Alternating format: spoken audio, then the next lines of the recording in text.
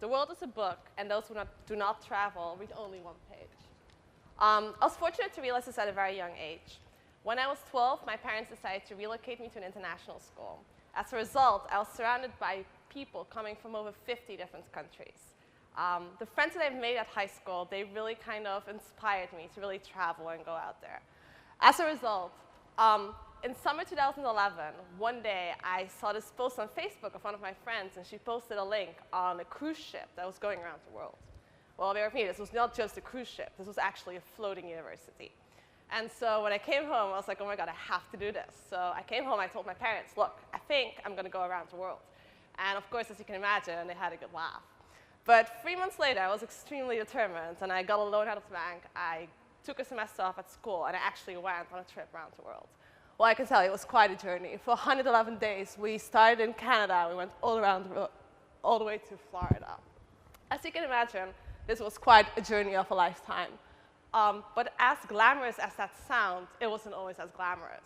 As all of a sudden, the things that we were learning at school became very real. And some of the problems we were learning about, they were right in front of us. Here I'm with 3 little children who basically got sold to a factory by their own parents. Result, they worked for literally up to 15 hours a day in a factory, living on a bowl of rice, and basically they got about $2 a month to pay their parents' debt. Reality, the parents were illiterate. They had no idea what the implications were of such a transaction. Illiteracy is a huge problem. The 21st century was entered by over 1 billion people who do not know how to read or write. Access to healthcare. Every single year, there's 26 million children who do not get vaccinated. Not because of a result that there's a lack of vaccines. No, the result because people cannot reach these children. Vaccines need to be refrigerated. And basically, out of these 26 million children, nearly 3 million die each year. As you can imagine, being confronted by all these problems, you get extremely desperate. So here I'm digging trenches for a foundation for a house in Ghana. As you can imagine, that's not really a solution. I was only treating the symptoms of a problem instead of really focusing on the core. I like to think of myself as an optimist, though, and put up some pink glasses. And basically, I really fundamentally believe that the best way to predict the future is to create it. And it's our generation that's responsible to come up with the solutions to some of these pressing global problems.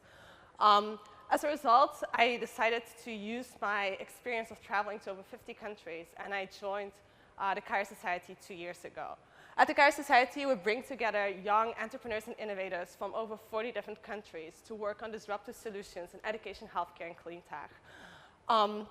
Some of our students, they come up with these brilliant ideas, and they're only 19 years old. One of the girls who started Nanoli, she actually came up with a polymer that if you add to a vaccine, all of a sudden a vaccine doesn't need to be refrigerated. So here she is with a brilliant solution. She has the power to make an impact to those 26 million children who do not get vaccinated each year. She's ready to bring her solution to market. Miss Salva is one of the leading education YouTube channels in Brazil. A guy at 19 years old was so determined to do something. He started drawing little drawings in his own little room, and he started publishing them online. Today, he has 400 classes, watched by 32 million children. And all of a sudden, he makes education very accessible. So what do we do at Kairos? We bring students together with corporate partners. We bring them together with mentors. We give them access to press, and basically we want to make sure that we bring together change agents to inspire another. And we give them a global stage. We want them to share their ideas and to be able to empower them to reach their full entrepreneurial potential.